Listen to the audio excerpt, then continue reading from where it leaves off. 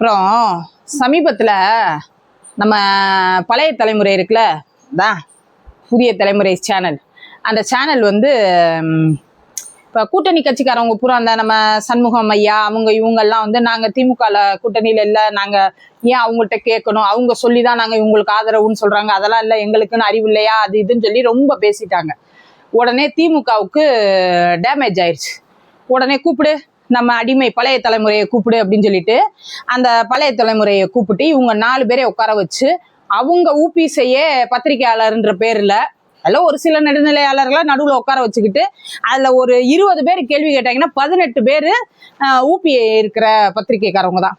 அவங்க வந்து கேள்வி கேட்டு என்ன இந்த மாதிரியா அந்த மாதிரியா அப்படியா இப்படியான்னு சொல்லிட்டு என்னமோ ஒரு மடக்கி மடக்கி கேள்வி கேட்குற மாதிரி எழுதி கொடுத்து தான் திமுக எழுதி கொடுத்து கேள்வி கேட்டாங்க. அந்த பத்திரிக்கைக்காரவங்க நீங்க இப்ப திமுக கூட்டணியில இல்லையா, தாவேக்காவுக்கு எதுக்கு ஆதரவு கொடுக்குறீங்க, அவர் RSS பெத்தெடுத்த பிள்ளைன்னு சொன்னீங்களே, இப்ப அதை பத்தின உங்க கருத்து என்ன, இது இடைத்தேர்தல்ல நீங்க யாருக்கு ஆதரவு, அதை பத்தி உங்க கருத்து என்ன அப்படின்னு மடக்கி மடக்கி மடக்கி மடக்கி கேட்குறாங்களாம். குதிரை பேரன்னு சொல்றீங்களேடா, குதிரை பேரா ரைட்டு, என்ன குதிரை பேரம், ஏடிஎம்கே டிஎம்கேயும் என்னைக்குமே ஒண்ணு சேராத இரு துருவங்கள், வடக்க தெற்கு மாதிரி. அவங்க 2 பேரும் சேர்ந்து ஒரு ஆட்சி அமைக்கணும்னு சொல்லி சொன்னா உண்மையான அம்மா விசுவாசி எம்ஜிஆர் தொண்டன் அந்த இடத்துல இருப்பானா? அந்த இடத்துல இருப்பானா? இந்த எடப்பாடி பதவி ஆசைக்காண்டி அவர் ஒத்து போறாரு, இவங்க எல்லாம் ஒத்து பொண்ணு என்ன அவசியம் இருக்கு? அவங்களுக்கு அங்க இருக்க பிடிக்கல, அதனால தன் பதவியை ராஜினாமா பண்ணிட்டு தாவேக்கால வந்து இணையிறாங்க.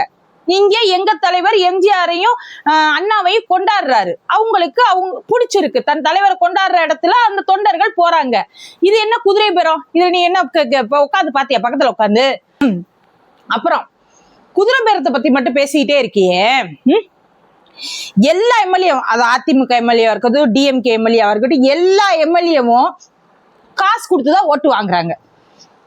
பணம் பொருள் புடவை தர்றேன், அது தர்றேன், சட்டி பணம் தர்றேன், காசு தர்றேன் அப்படின்னு சொல்லிட்டு எல்லாமே காசுக்கு தான் ஓட்டு வாங்குறாங்க.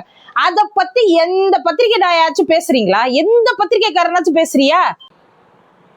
இனிமே எந்த பத்திரிகைக்காரனாச்சும் இந்த குதிரை பேரம் யானை பேரம் இதெல்லாம் பேசுனீங்கன்னு வைங்க, முதல்ல ஓட்டுக்கு பணம் கொடுத்து அதை ஒரு நார்மலைஸ் பண்ணிட்டு இருக்காங்கல்ல அந்த அரசியல்வாதிகளை பத்தி பேசிட்டு நீ குதிரை பேரத்தை பத்தி பேசுங்க. இந்த ஊர்ல ஒரு 20 ரூபா டோக்கன் கொடுத்து அந்த மக்களை காசு கூட கொடுக்காம ஏமாத்தி ஜெயிச்ச எம்எல்ஏவும் இந்த ஊர்ல தான் இருக்காரு.